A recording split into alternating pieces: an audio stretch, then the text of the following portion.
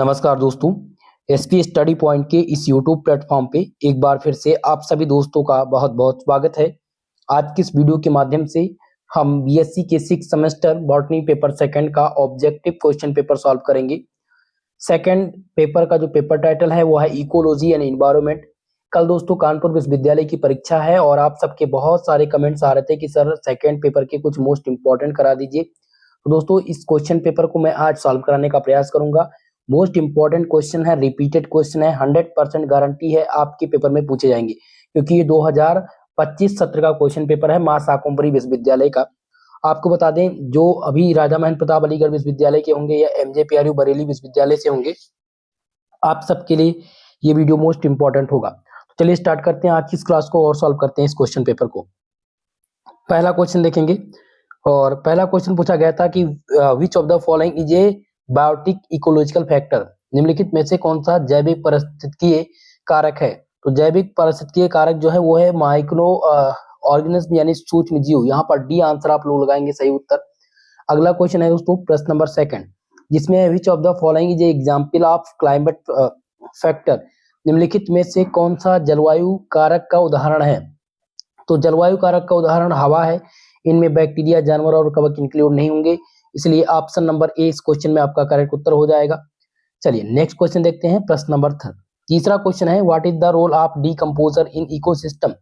पारिस्थितिकी तंत्र में अपघटक की क्या भूमिका होती है। तो ये आप याद रखेंगे, पारिस्थितिकी तंत्र में अपघटक की जो भूमिका होती है दोस्तों वो होती है कि वह मृत जीव को विघटित करके पोषक तत्वों का पुनर्चक्रण करते हैं। यहाँ पर आंसर नंबर बी, 3 का ऑप्शन नंबर बी सही उत्तर है। क्वेश्चन नंबर 4 है व्हाट इज एन इकोसिस्टम। पारिस्थितिकी तंत्र क्या है। तो पारिस्थितिकी तंत्र क्या है दोस्तों, याद रखेंगे कि जीवों का एक समुदाय जो अपने पर्यावरण के साथ परस्पर क्रिया करता है उसको हम पारिस्थितिकी तंत्र कहते हैं, यानी कि a community of a living organism interacting with their environment. B answer लगाएंगे सही उत्तर। क्लियर है। सभी लोग वीडियो को लाइक शेयर जरूर कर दीजिएगा जितने भी छात्र छात्राएं हमारे साथ जुड़ चुके होंगे। मोस्ट इंपॉर्टेंट है आप सबके लिए। इसी प्रकार के रिपीटेड प्रश्न लगभग पूछे गए हैं अभी तक पेपर में। ठीक है, चलिए अगला क्वेश्चन है कि which of the following is example of terrestrial ecosystem. निम्नलिखित में से कौन सा स्थलीय पारिस्थितिकी तंत्र का उदाहरण है। तो स्थलीय की बात हो रही है तो यहाँ पर तालाब दिया गया है, महासागर है और नदी, तो ये तीनों स्थल से संबंधित नहीं है, इसमें रेगिस्तान हो जाएगा। ठीक है, रेगिस्तान आपका करेक्ट उत्तर हो जाएगा। ये स्थलीय पारिस्थितिकी तंत्र का उदाहरण है, ऑप्शन नंबर सी इसमें करेक्ट उत्तर हो जाएगा। दोस्तों आप सबको थोड़ा सा वॉइस में प्रॉब्लम लग रही होगी क्योंकि स्वास्थ्य सही नहीं है, फिर भी कल पेपर है और आप सबका काफी कमेंट आ चुका था कि सर एक लेक्चर ले आइए कल ताकि आप हमारे सबके लिए हेल्प हो सके। तो आज मेरा अथक प्रयास, मैं सक्षम नहीं हूँ क्लास लेने में, फिर भी मैं आप सबके लिए क्लास ला रहा हूँ। तो प्लीज आप सबसे निवेदन है भाई वीडियो को ज्यादा से ज्यादा लोगों में शेयर कीजिएगा और चैनल पर नए चैनल को सब्सक्राइब जरूर कर लीजिएगा। ओके आप कीजिएगा। और प्रश्न नंबर 6 देखेंगे। 6 नंबर क्वेश्चन है कि which of the following is a natural ecosystem. निम्नलिखित में से कौन सा प्राकृतिक पारिस्थितिकी तंत्र है। प्राकृतिक पारिस्थितिकी तंत्र पूछा गया है तो इनमें से फॉरेस्ट आपका हो जाएगा ऑप्शन नंबर सी। ठीक है, ये प्राकृतिक पारिस्थितिकी तंत्र है। अगला क्वेश्चन है 7 नंबर, जिसमें है कि पारिस्थितिकी तंत्र में ऊर्जा का प्राथमिक स्रोत क्या होता है। तो पारिस्थितिकी तंत्र में ऊर्जा का प्राथमिक स्रोत होता है सनलाइट यानी सूर्य का प्रकाश। यहाँ पर ऑप्शन नंबर 20 क्वेश्चन में सही उत्तर है। नेक्स्ट क्वेश्चन देखेंगे प्रश्न नंबर 8, इसमें था कि निम्नलिखित में से कौन सा उत्पादक है। चलिए बताने का प्रयास कीजिएगा उत्पादक इनमें से कौन सा है। आपके ऑप्शन है शेर, घास, चील और मानव। तो इनमें से घास आपका हो जाएगा उत्पादक, ऑप्शन नंबर आपका हो जाएगा बी करेक्ट उत्तर। ठीक है, पूछा गया था what is the following is a producer in ecosystem, तो ग्रास लगाएंगे सही उत्तर। अगला क्वेश्चन पूछा गया है व्हाट इज जीआईएस। बहुत ही मोस्ट इंपॉर्टेंट है, कई बार ये पेपर में पूछा गया है। तो भौगोलिक सूचना प्रणाली, जियोग्राफिक इंफॉर्मेशन सिस्टम इसका फुल फॉर्म होता है। Option number A 9 number question में आपका सही आंसर है। अगला क्वेश्चन है what is the primary cost of the ozone layer depletion, यानी ओजोन परत के क्षय का प्रमुख कारण क्या है। तो क्लोरोफ्लोरोकार्बन है, ऑप्शन नंबर बी। यहाँ पर बी आंसर आपका करेक्ट उत्तर हो जाएगा 10 नंबर में। अगला क्वेश्चन है दोस्तों 11 नंबर क्वेश्चन, जिसमें है कि where is the ozone hole primary located. Ozone छिद्र मुख्य रूप से कहाँ स्थित होते हैं। तो ओजोन लेयर मुख्य रूप से अंटार्कटिका के ऊपर है, over the Antarctica, option C इसमें आपका करेक्ट उत्तर होगा। अगला क्वेश्चन है CFC उत्सर्जन को कम करने के लिए कौन सी अंतरराष्ट्रीय समझौता किया गया? Which international arrangement was sign to reduce the CFC emission? तो इनमें हो जाएगा आपका सही उत्तर मॉन्ट्रियल प्रोटोकॉल। क्योटो प्रोटोकॉल नहीं होगा, ध्यान रखेंगे। मॉन्ट्रियल जो है प्रोटोकॉल, ये CFC उत्सर्जन को कम करने के लिए अंतरराष्ट्रीय समझौता किया गया था। बी आंसर लगाएंगे, सही उत्तर मोस्ट इंपॉर्टेंट है, ध्यान रखेंगे। अगला क्वेश्चन देखेंगे जिसमें है कि व्हिच, माफ कीजिएगा, question which sector benefit the most from of GIS application? GIS के सबसे अधिक लाभ किस क्षेत्र में होते हैं? तो इसमें दिया गया स्वास्थ्य सेवा, तो स्वास्थ्य सेवा में इसका कोई योगदान नहीं है। इनमें इन्वायरमेंटल संरक्षण, इन्वायरमेंटल कंजर्वेशन में आपका करेक्ट उत्तर हो जाएगा बी। ठीक है, GIS का सबसे अधिक लाभ हम कहां पर लेते हैं? पर्यावरण संरक्षण में। अगला क्वेश्चन देखेंगे 14 नंबर क्वेश्चन, जिसमें था कि ग्रीन हाउस गैस उत्सर्जन को कम करने के लिए कौन सा प्रोटोकॉल है? तो यहाँ पर है क्योटो प्रोटोकॉल, याद रखेंगे क्योटो प्रोटोकॉल। ऑप्शन नंबर आपका बी करेक्ट उत्तर हो जाएगा। और जब मॉन्ट्रियल प्रोटोकॉल कहाँ होगा? CFC के उत्सर्जन को कम करने के, क्लोरोफ्लोरोकार्बन के उत्सर्जन को कम करने के लिए मॉन्ट्रियल प्रोटोकॉल पारित किया गया था, एक समझौता किया गया था। और ग्रीन हाउस गैस उत्सर्जन को कम करने के लिए क्योटो प्रोटोकॉल। तो यहाँ पर आपका बी आंसर चाहिए, क्योटो प्रोटोकॉल। चलिए क्वेश्चन नंबर 15 है कि रेगिस्तानी पौधों में कौन सा अनुकूलन उन्हें जीवित रहने में मदद करता है? तो इनकी गहरी जल प्रणाली इनको जीवित रहने में मदद करती है, deep root system. Option number B 15 number प्रश्न का सही उत्तर होगा। नेक्स्ट क्वेश्चन देखेंगे प्रश्न नंबर 16, जिसमें है कि which type of soil is benefit for growing the crop? फसल उगाने के लिए कौन सी मिट्टी सबसे अधिक अच्छी होती है? तो सबसे अच्छी जो होती है दोस्तों, होती है दोमट मिट्टी। ऑप्शन नंबर सी इस क्वेश्चन में आपका सही उत्तर होगा। अगला क्वेश्चन है कि वेटलैंड आर्द्र भूमि क्या है? तो वेटलैंड आर्द्र भूमि दोस्तों ये एक ऐसी भूमि है जो कुछ समय या पूरे वर्ष पानी से ढकी रहती है, उसको हम आर्द्र भूमि या फिर वेटलैंड बोलते हैं। Option number C, option number B इसमें करेक्ट उत्तर हो जाएगा। अगला प्रश्न number 18, soil is made of, पूछा गया है कि मिट्टी किससे बनी होती है? तो मिट्टी में बनने में खनिज, जैविक पदार्थ और वायु और पानी ये इंक्लूड है। ऑप्शन सी इसमें आपका करेक्ट उत्तर होगा। प्रश्न नंबर 19 ध्यान दीजिएगा, जिसमें है कि निम्नलिखित में से कौन वेटलैंड आर्द्रभूमि का उदाहरण है? तो वेटलैंड आर्द्रभूमि का उदाहरण में से हो जाएगा सुंदर मैंग्रोव। ठीक है, सुंदर मैंग्रोव ये आपका मैंग्रोव वन जो है ये आर्द्रभूमि का उदाहरण है भाई। बी यहाँ पर आंसर सी लगाएंगे 19 नंबर में, ऑप्शन सी आपका करेक्ट उत्तर है।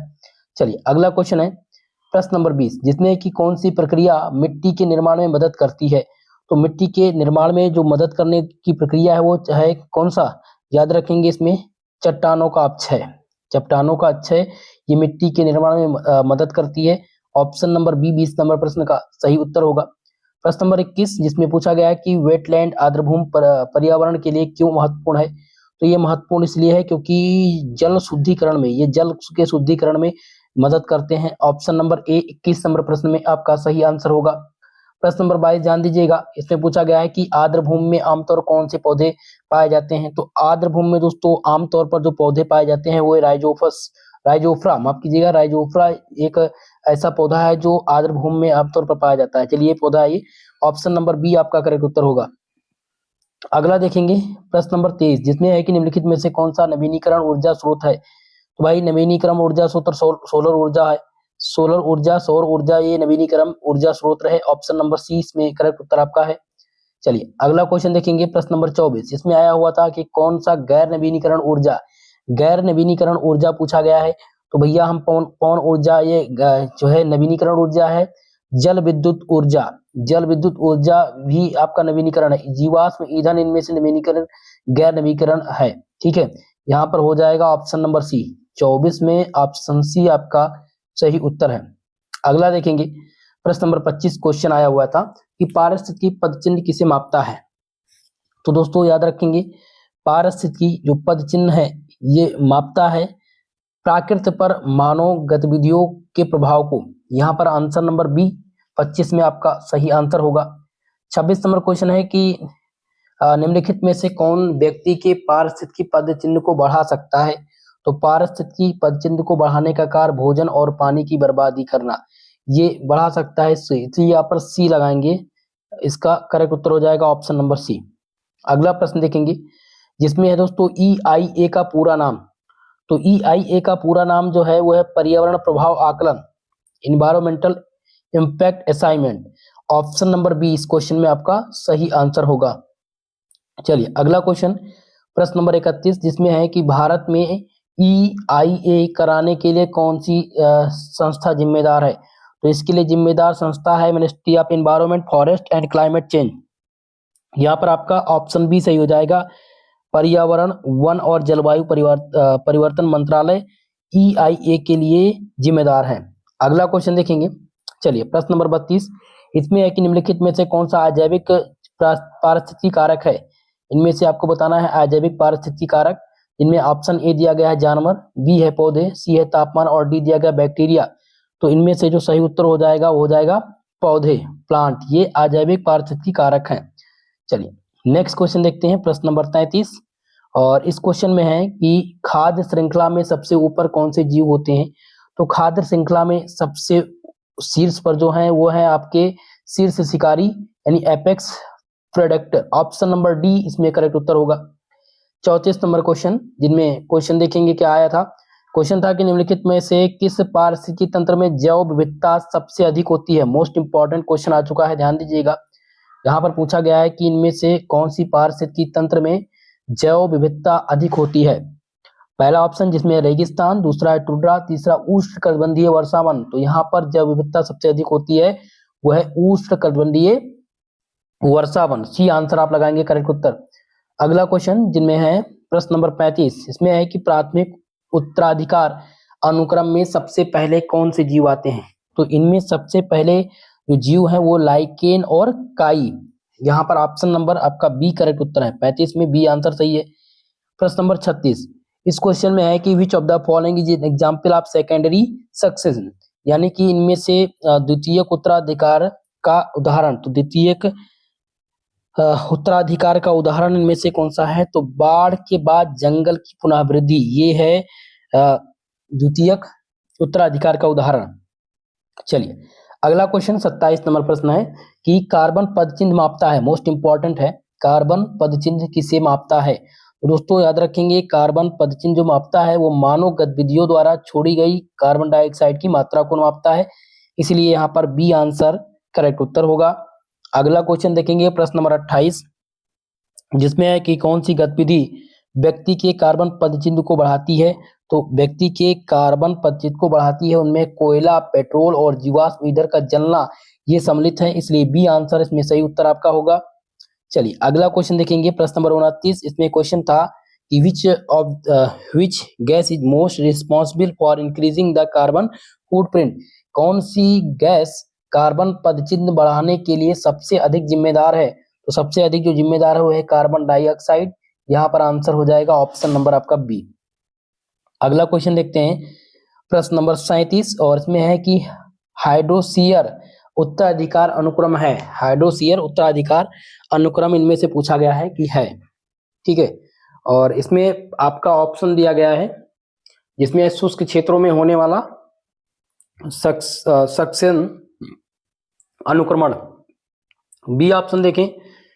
और इसमें है कि जल निकायों में होने वाला सक्सेशन अनुक्रमण, तो इसमें आपका जो सही उत्तर होगा वो हो जाएगा ऑप्शन नंबर बी, जल निकायों में होने वाला सक्सेशन अनुक्रमण। चलिए अगला क्वेश्चन देखेंगे, और जिसमें 38 नंबर क्वेश्चन, जिसमें हाइड्रोसीयर, मोस्ट इंपॉर्टेंट क्वेश्चन है, ध्यान से इसको पढ़िएगा, एक बार इसको स्क्रीनशॉट भी ले लीजिए।